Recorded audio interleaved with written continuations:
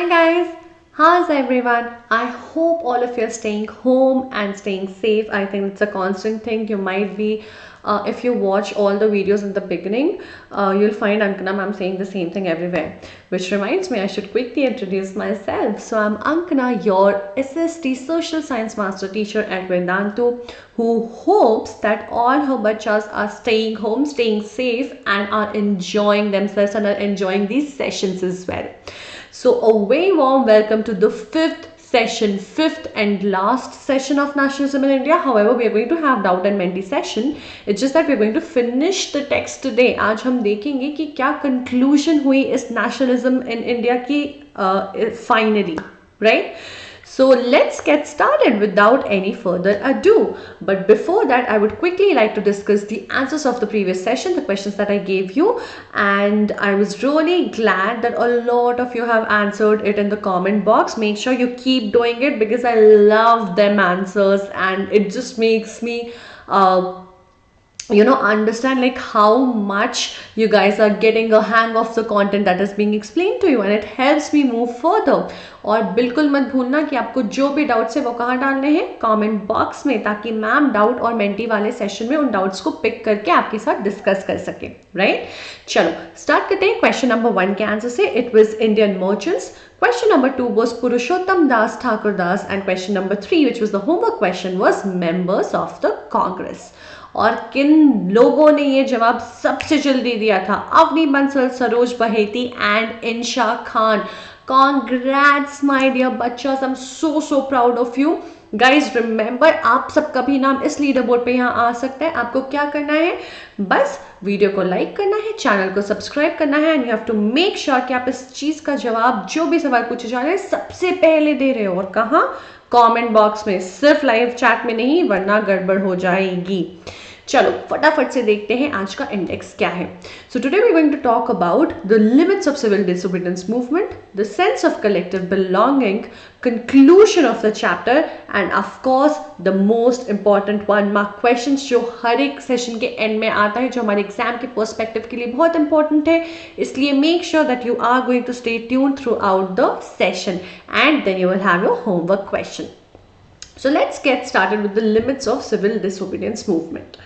So आपको याद होगा हमने पढ़ा था, we spoke about कि कैसे, I mean like how it was a backup for non-cooperation movement and then how it started, but it again had certain you can say drawbacks, certain loopholes which was kind of not functioning and made it fail. So now we're going to understand what were those limitations.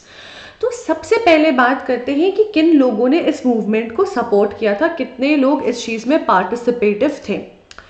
तो बच्चा, एक चीज हमें ये समझना बहुत जरूरी है कि हर एक लोग हर एक कैपेसिटी में आ रहे थे, सबकी अपनी स्वराज की डेफिनेशन थी, वो सब कुछ सही है, लेकिन अभी भी कुछ लोग थे who were not moved by the civil disobedience movement, who were not a part of it.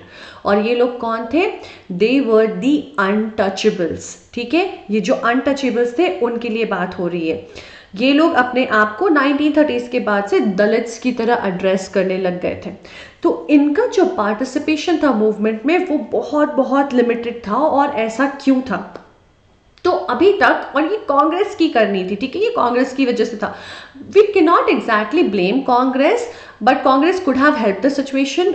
It did not. Why? Because Congress में आपको याद होगा, हमने पहले भी डिस्कस किया कि बहुत एलीट लोग होते थे, है ना, the creamy layer of the society, ज्यादा पढ़े लिखे, ज्यादा अच्छे फैमिली वाले लोग. एंड नेचुरली वो लोग कौन थे? हाई कास्ट वाले लोग थे. क्यों? क्योंकि उनके पास ही प्रोविजन थी, ये सारी गरीबों के पास, और जो लोअर कास्ट वाले लोग थे उनके पास तो ये सब कुछ फैसिलिटीज थी ही नहीं to be you can say rich, to be educated. ये सब उन लोगों के पास थी. तो कांग्रेस कहीं ना कहीं डरा हुआ था कि वो ऑफेंड ना कर दे हाई कास्ट हिंदूज को, okay, because of which they were ignoring the demands of the Dalits, they were ignoring the demands of the untouchables, और maybe not considering them enough and not taking them under their umbrella as such. इस वजह से Dalits जो है वो actively इसका हिस्सा नहीं थे. However they formed a good amount of, you can say, chunk of mass in consideration to the entire population of country. अब गांधी जी ने यहाँ पे एक बहुत सही बात बोली कि भैया अगर हम लोग इन लोगों को काउंट नहीं करते हैं, अगर हम दलित्स को कंसिडरेशन में नहीं लेते हैं, तो हमारी अनटचेबिलिटी वाले कॉन्सेप्ट को हटाए बिना स्वराज तो होने से रहा, चाहे 100 साल क्यों ना हो जाए। गांधी जी ने साफ साफ ये बात कह दी थी और इस चीज को अवॉइड करने के लिए वो बहुत मेहनत भी कर रहे थे। वो उन्होंने क्या किया, दलित्स को या अनटचेबल्स को he started calling them Harijan. Harijan मतलब children of God. He started calling them Harijan. उनकी कंडीशन को सोसाइटी में इम्प्रूव करने के लिए, एलिवेट करने के लिए वो कोशिश करने लगे कि उनके एक्सेस, आपको याद होगा कि दलित्स को टेम्पल्स में जाने नहीं देते थे हाई कास्ट लोग, उनका वेल अलग होता था, उनको पब्लिक टॉयलेट्स, वेल्स, जो भी चीज़ें जो हाई कास्ट पीपल यूज़ करते थे वो सब कुछ भी यूज़ करना, आना, एक्सेस करना अलाउड नहीं था। So Gandhi ji began it by giving them access to all of this, also in order to make them feel better and to persuade them and to persuade the upper class कि भाई ये जो सिन है untouchability का वो छोड़ दो। उन्होंने खुद हरिजन वाले कामों को उठा लिया था जो हरिजन ज्यादा किया करते थे। आखिर ये कास्ट डिविजन किस बेसिस पे हुआ था? ये हुआ तो काम के बेसिस पे ही था। तो वो सारे काम जिनको अनटचेबल्स के काम माने जाते थे वो गांधी जी ने खुद करना शुरू कर दिया, जैसे कि क्लीनिंग टॉयलेट्स। ये सब कुछ गांधी जी करने लगे इन सारे लोगों को कन्विंस करने के लिए। लेकिन दलित लीडर्स जो थे उनका कुछ अलग मानना था, ठीक है। उनको एक अलग पॉलिटिकल सोल्यूशन चाहिए था। उनको लग रहा था कि ठीक है, आप कह रहे हो कि हम आपको सपोर्ट करेंगे, आप हमें सपोर्ट करोगे, ऐसा नहीं चलेगा, this will not work for us, we need a proper political solution. And according to them, leaders like Ambedkar, they demanded a separate electorate for Dalits. They even demanded reservation in certain educational institutions. Why? Because इसके पहले Dalits को proper education नहीं मिल रही थी, जगह ही नहीं मिल रही थी। तो उन्होंने कहा हमारी जगह नहीं है, तो आप हमारे लिए एक फिक्स्ड जगह बना लो। ऐसा क्यों कहा उन्होंने?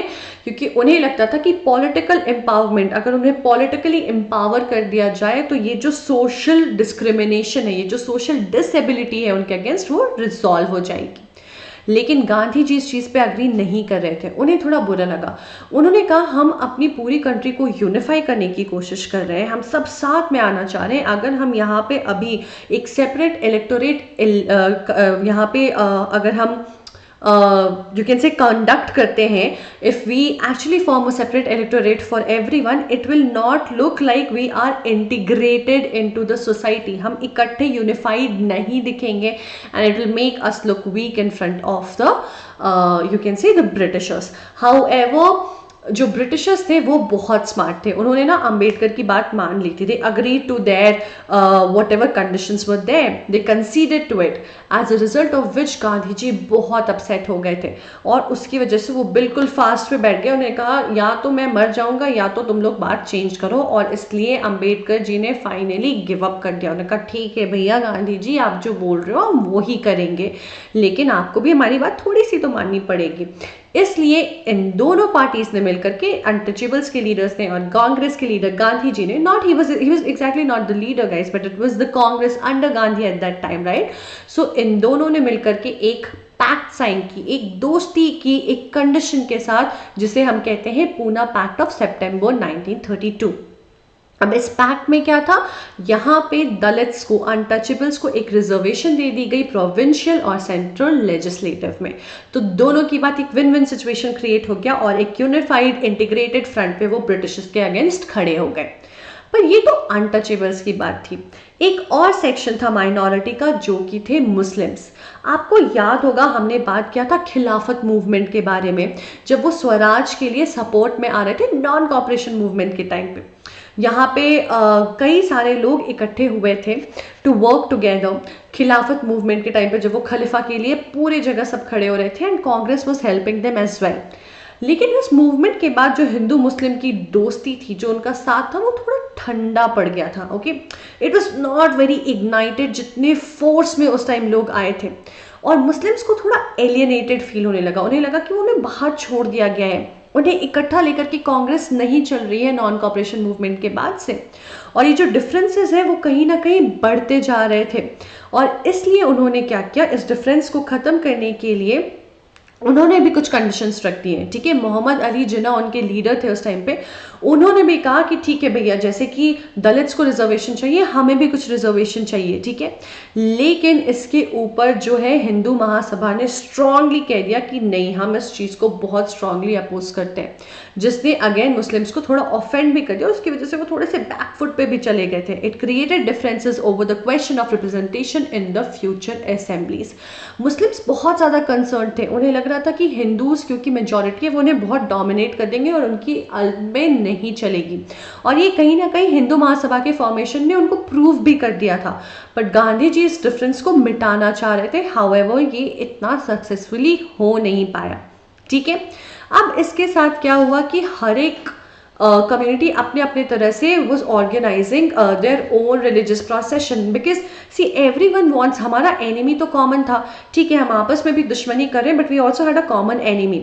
अब वो डिफरेंसेस आपस में मिटा करके भले लोग नहीं मिल पा रहे हैं साथ में to fight them, but on their own front and their own groups they were trying to fight with them. अब ये सारे प्रोसेशंस और ये सब कुछ जो चल रहा है, जो रिलीजियस सेलिब्रेशन के साथ चल रहा है, वो फर्दर कम्युनल क्लैशेस क्रिएट करने लग गई। कम्युनिटीज के बीच में, हिंदू मुस्लिम कम्युनिटी के बीच में क्लैश होने लग गया, और एक शक का माहौल था। People were not able to trust each other. Muslims were like may be Hindus will do this to us, and Hindus are thinking that may be Muslims will not support us. Some other communities is thinking something else, and basically there was this whole environment of suspicion and distrust created. ठीक है, अब ये सारे differences तो चल रहे हैं, लेकिन फिर भी लोग साथ में यूनिफाई होकर के आए थे कैसे। अब हम बात करेंगे कि ये सेंस ऑफ कलेक्टिव बिलोंगिंगनेस कैसे क्रिएट हुई।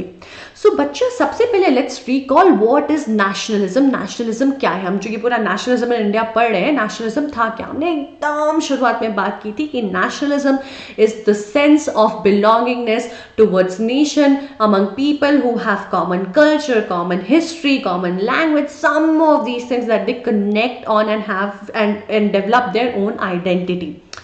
अब जब एक कंट्री जहाँ पे इतनी ज़्यादा डाइवर्सिटी है, अलग लैंग्वेज, अलग फूड, अलग कल्चर, हर एक हिस्से में अलग अलग तरह के लोग, अलग तरह का इंटरेस्ट, अलग तरह का डिज़ायर, इतनी डाइवर्सिटी के साथ सेंस ऑफ बिलोंगिंगनेस कैसे डेवलप होगी? तो वो डेवलप हुई हमारी यूनाइटेड स्ट्रगल्स के साथ। History and fiction, folklore and songs, popular prints and symbols, these were few things that were brought together to form the connection among the people. सबके struggle same थे, सबकी history same थी, उनकी सबकी ancestral history same थी, you can say, है ना। हमारा फिक्शन सेम था, जो हमारे सॉन्ग्स थे, जो हमारी स्टोरीज थी इंडिया की, religious, non religious, everything, all of these things, जो हमारा आर्ट था, कल्चर था, पढ़ाई, you can say desire in terms of a lot of things, prints, symbols, ये सब चीज़ों को इंट्रोड्यूस करके लोगों को अब यूनिफाई करने की कोशिश की जा रही थी। अब सबसे पहले क्या हुआ? तो अभी तक सिर्फ idea of nationalism, belongingness, unification की बात हो रही है, बहुत एब्स्ट्रैक्ट है ये सारी चीज़ें। Now connecting, forming a connection for all of the people in a group to some abstract ideas a little difficult. अगर आप उनको एक कॉन्क्रीट कोई चीज़ दे दो जो वो रेफर कर सके, जो वो देख सके, तो वो उस चीज़ से एसोसिएट करते हैं। हर एक इंसान बिल्कुल एक तरह से एसोसिएट करेगा, and the same thing happened with the people of India as well during the struggle.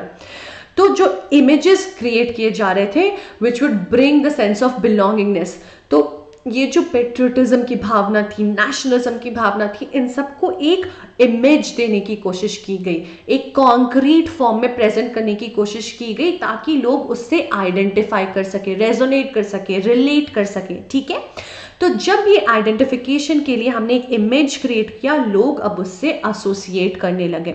ठीक है, अब ये विजुअली दिखने लग गया लोगों को भारत माता के फॉर्म में, जैसा कि आप इस पिक्चर में भी देख सकते हो, है ना।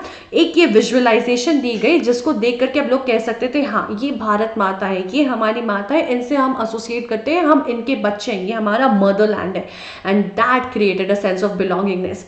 Now because of this, सबको पता था कि they're living in India and that's their motherland. That was a huge point for a connectivity, for unification, for that integration. क्योंकि अब सबकी mother same है, motherland के form में, right? And this image of Bharat Mata was given to us along with a song, a hymn called Vande Mataram by Bankim Chandra Chattopadhyay. ठीक है। अब ये तो हो गई बात कि ठीक है, हमने एक विजुअलाइजेशन दे दिया, सब लोग एक जगह पे देख रहे हैं, उस इमेज को देख करके बोल रहे हैं ये हमारी भारत माता है, हम इनसे एसोसिएट करेंगे। बट इसके साथ और भी बहुत कुछ चल रहा था। A lot of importance to tales, to folk tales was given, and it was said that I'm so sorry guys, yeah, and it was said that ये जो कल्चर है, ठीक है, कल्चर का पिक्चर देता है हमें क्या, हमारी कहानियां, हमारे tales, okay, the stories that we have from our past gives us a true picture of the culture. वो हमें हमारे कल्चर के बारे में, हमारी हिस्ट्री के बारे में बताता है।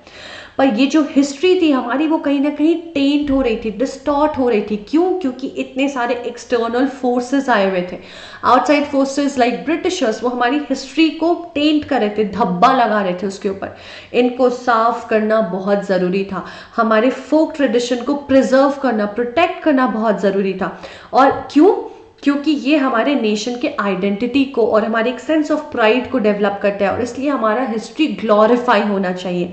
और इसलिए लोग अब इन टेल्स को कलेक्ट करने लग गए, और इन्हीं में से एक थे रविंद्रनाथ टैगोर, जिन्होंने बैलेड्स, नर्सरी राइम्स और मिथ्स के फॉर्म में कई सारे कलेक्शंस किए।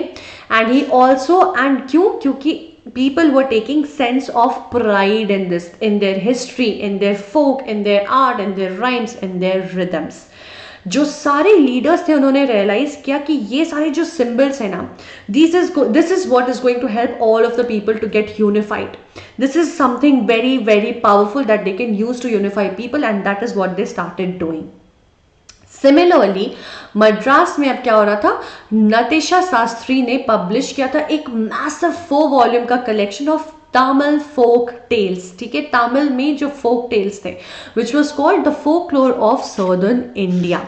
Again the idea was to unify, to glorify the history of India, क्योंकि लोग बिलीव करते थे कि अगर हमें इकट्ठा आना है तो हमें अपने कल्चर को ग्लोरीफाई करना होगा, उसके लिए हमें अपनी हिस्ट्री सुंदर बनानी होगी और उसे सुंदर तरीके से प्रेजेंट करना होगा, ताकि सारे लोग उसके साथ एसोसिएट कर सकें, ठीक है। It was believed that the folklore was national literature and the most trustworthy manifestation of people's real thoughts and characteristics. What a beautiful thought. At the same time अब गांधी जी ने क्या किया, गांधी जी तो भाई हमारे हीरो है, वो तो पीछे हटते नहीं है, कुछ ना कुछ तोप लेकर के आ ही जाते हैं। अब वो लेकर के आ गए थे एक नया फ्लैग। इसके पहले कुछ कुछ और भी डिजाइन हो रहे थे, बंगाल में भी उस मूवमेंट के लिए पीपल ने कुछ कुछ पिक्चर्स डिजाइन की थी, लोटस के साथ, मून जो कि हिंदू मुस्लिम सबको रिप्रेजेंट कर रहा है, all of that was there. But Gandhi ji brought a tricolour flag. He was like, we need to have a flag that symbolizes the free India, which everyone can relate with. Now it was the flag of Swaraj. Now this flag was actually a symbol of defiance, कि भैया अब तुम्हारी नहीं चलेगी, अब हमारा हो गया, तुम कट लो इधर से, तुम निकलो यहाँ से ब्रिटिशर्स, तुम you're done over here. And with this people started a reinterpretation of their history, कि जो भी था अब we are going to reinterpret it. और 19th century के एंड तक सारे लोग जो थे उनमें एक सेंस ऑफ प्राइड आ गया था. they were instilled with a sense of pride. they started taking pride. उनको गर्व महसूस होने लग गया अपनी हिस्ट्री में, अपने कल्चर में. एंड they wanted कि ये जो इंडियन हिस्ट्री है जो लोगों को बताया जा रहा है, जैसे मैंने आपको बताया था बच्चों कि अब वो टेंटेड फील हो रहे थे बिकॉज आउटसाइड फोर्स उनके ऊपर इन्फ्लुएंस कर रही थी. So they started saying that this needs to be glorified and this needs to be taught differently. अब इन सब का कंक्लूजन क्या हुआ? इतनी सारी चीजें जो चल रही थी, ठीक है, उसके बदले में हमें मिला क्या? एक सिंपल सी बात before we move to conclusion I want to tell you. इतने सारे ग्लोरिफिकेशन भले चल रहे थे, ठीक है, लेकिन एक छोटी सी प्रॉब्लम यहाँ पे ये चल रही थी कि ये सारी glorification majority of the country was doing which was the Hindus. तो हिंदू आइकॉनग्राफी चल रही थी, यानी कि हिंदू हिस्ट्री से सब कुछ चीज़ों को, सारी चीज़ों को लाकर ग्लोरीफाई किया जा रहा था, जिसकी वजह से कई सारी दूसरी कम्युनिटीज लेफ्ट आउट महसूस कर रही थी, विच of course took a toll in the future, but still it helped a lot to people in growing together. ठीक है. अब जो है, जो कॉलोनियल गवर्नमेंट थी, हमें पता है, हम कंक्लूड करने की कोशिश करें, हमने इतना कुछ पढ़ा है तो फटाफट से उसको समराइज करते हैं कि हमने सीखा क्या, हमने समझा क्या अपनी हिस्ट्री से. तो ये जो लोगों में बढ़ता हुआ गुस्सा था, the growing anger in the people, क्योंकि ये सारे लोग एक ही कॉमन एनिमी की वजह से परेशान थे, which was the colonial government, वो सब साथ में आ गए अपने कॉमन स्ट्रगल को लेकर के। हाउएवर इस स्ट्रगल में, जैसा मैंने आपको बताया, अलग अलग इंटरेस्ट्स की वजह से, अलग इतनी सारी डाइवर्सिटी की वजह से, अलग अलग डिजायर्स की वजह से, अलग अलग इंटरप्रिटेशंस पर्सपेक्टिव की वजह से फेस ऑफ डिसयूनिटी और इंटरनल कॉन्फ्लिक्ट्स चलती रही, लेकिन उस वजह से लोग रुके नहीं। महात्मा गांधी और उनके अंडर जो कांग्रेस थी, उन्होंने साथ मिलकर के इन ग्रीवेंसेस को दूर करने की जितनी भी कोशिश हो सके बिल्कुल की, और चैनलाइज किया इस एनर्जी को यूनिफिकेशन में, और ऑर्गेनाइज की movements against the Britishers to attain independence. अब क्योंकि सबका एक कॉमन एनिमी है ना, तो हमारा गोल जो है that becomes a common goal, which is to get freedom from the colonial rule. And that is what happened, and that's how people developed the feeling of nationalism in India. So with this we come to the end of the chapter. अगर आपको लगता है कि इस explanation ने आपको help की है, आपको nationalism in India बिल्कुल अच्छे से समझ आ गया, तो फटाफट से hit that like button. Now we come to the most important part, which is the 1 mark questions from the examinations perspective. So who wrote, so let's look at the first question. Who wrote the Vande Mataram? Bankim Chandra Chattopadhyay, Rabindranath Tagore, Abanindranath Tagore और सरदार वल्लभ भाई Patel. Second question. The nation is most often symbolized in which of the forms? History and fiction, figures or images, popular prints, folklore or songs. And then one final quick homework question for you. Who organized the Dalits into the Depressed Classes Association? Mahatma Gandhi, Subhash Chandra Bose, Jawaharlal Nehru और B.R. Ambedkar. ठीक है, आपको फटाफट से इन सारे सवालों का जवाब देना है कमेंट बॉक्स में, सिर्फ लाइव चैट में नहीं बच्चा, ठीक है। और जो भी आपके डाउट्स है, जो भी क्वेश्चन है, आपको फटाफट से अपने कमेंट बॉक्स में मैम को बताना है, ताकि मैम उन क्वेश्चंस को आंसर कर सके अगले सेशन में। I will see you guys in the next session. Till then stay home, stay safe, do let me know how did you like the video in the comment section. I will love to hear from you, and I will see you in the next session, guys. Don't forget to subscribe the channel, because the moment we come with the doubt and Menti quiz, the session, you will get the notification first and foremost. Okay, till then, take care. Bye bye.